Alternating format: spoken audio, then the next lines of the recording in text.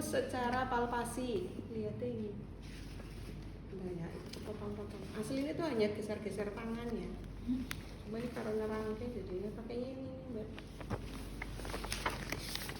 Lampirannya bola pakai yang bawah. Kan kita melakukan pemeriksaan itu di trimester ketiga. Jadi kalian lihat ya di usia kehamilan 28 minggu ke bawah. Jadi kita pakainya perabaan. Namanya TFU tuh ini, tinggi fundus uteri. Melengkungnya apa puncaknya ini tuh diraba di mana? Iki sih namanya TFU tuh di sini, tingginya seberapa. Kalau pakai midline ya ini ada dua cara, tapi kalau dilepot kan hanya palpasi saja. Tapi kalau pakai midline ya bisa gini. Tapi itu ini cara lain ya pakainya midline. Jadi hasilnya adalah senti. Caranya kayak gini. Dari sini sih kan pusat nolnya di sini, melengkungnya. Ki aslinya melengkung, cuma kan ki pantomnya nggak sesuai bentuk aslinya. Nanti bentuknya senti melalui garis tengah ini ya. Biasanya ada linea nigra yang garis hitam. Nah, pasti melewati pusar lah garis tengah gitu. Pasti nanti berapa senti. Ketemunya nek pakai ini kan berarti senti. Cara lain adalah dengan perabaan. Ya, ini masih lepot satu, tangan kanan ini kebawain. Ini soalnya kan masih barangkali masih ruang geraknya luas, masih bisa gerak-gerak. Tahan, kita main tangan kiri. Di situ itu kan berdasarkan hasil penelitian.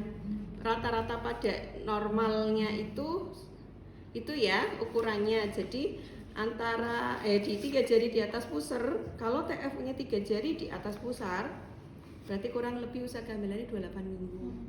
Tapi kalau antara ini PIK tahu ya? Apa? PIK apa ya? Pikri. Luati. PIK ininya apa kepanjangannya? Sipoideus, gampang ya anatominya. Di sini ya, antara pusarnya di pusar ya. Pusar sampai ini, berarti tekan-tekannya sini.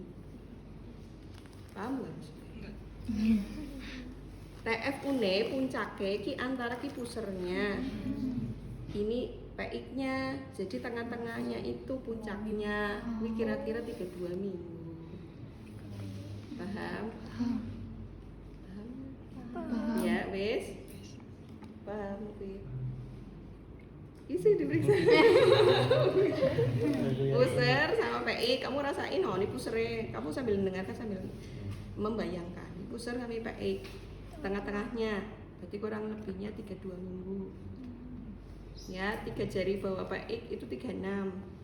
40 minggu kalau sudah mau HPL itu sama kayak 32, tapi bedanya nanti di lopot 4. Dia sudah turun ke bawah. Sudah mapan ke bawah bagian bawah ya, tergantung bokong apa kepala itu sudah mapan. Kalau 32 dia belum masuk. Bedanya nanti di sininya. Wis jelas yang TFU. Jadi tadi ditengahkan, lepas satu mengeraba bagian atasnya apa TFU di bagian fundus maaf. Poin keduanya adalah mengukur TFU. Ini berarti perkiraan antara pusar dan PX. Jadi kurang lebih usia kehamilannya ibu 32 minggu. Terus kemudian lapot kedua ini nyamping gini. Raba yang terjauh dulu. Tahan, ini raba. Ini terabanya kecil-kecil tidak beraturan. Ini tangan bayinya, tangan kaki bayinya sebelah kiri ibu. Tahan, ini raba.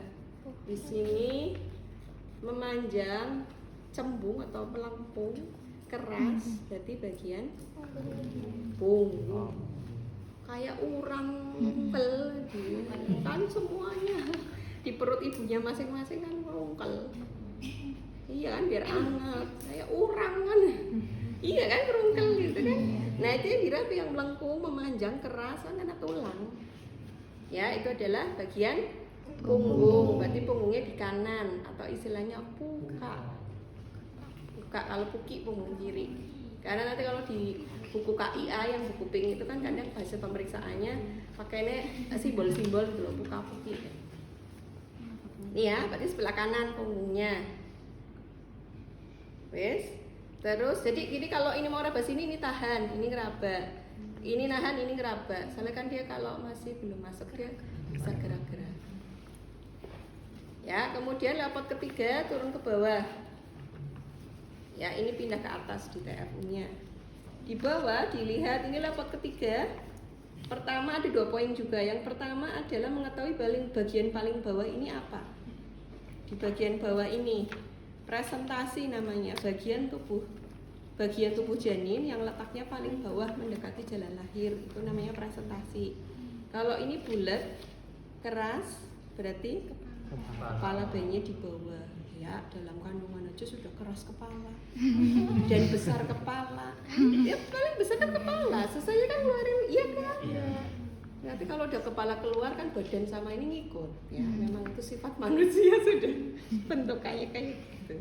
Nanti kan dipengaruhi bagaimana pola kehidupannya sih sebenarnya.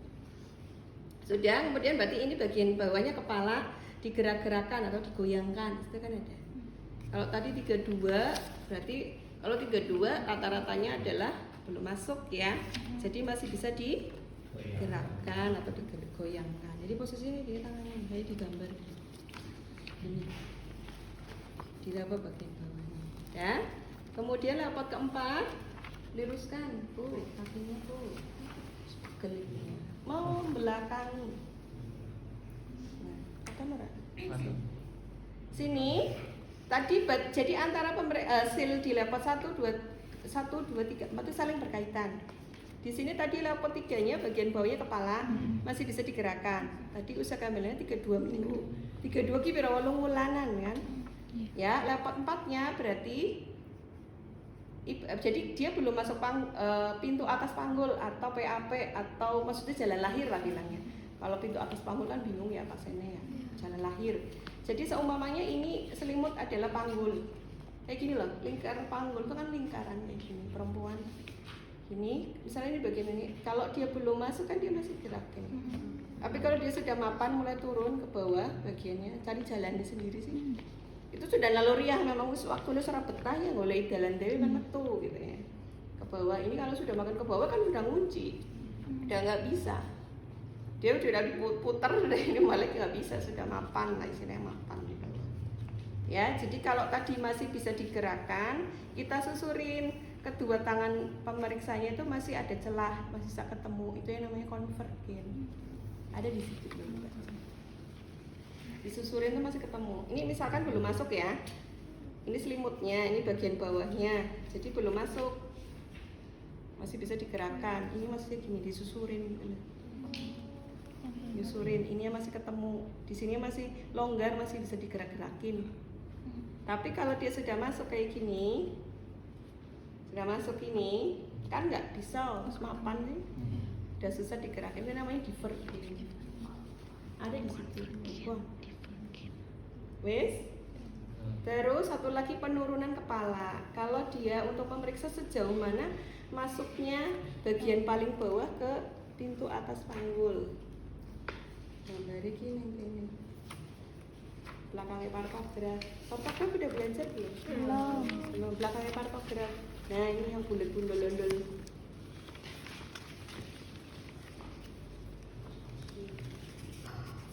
Yang bulat itu ibaratkan kepala bagian terbawahnya.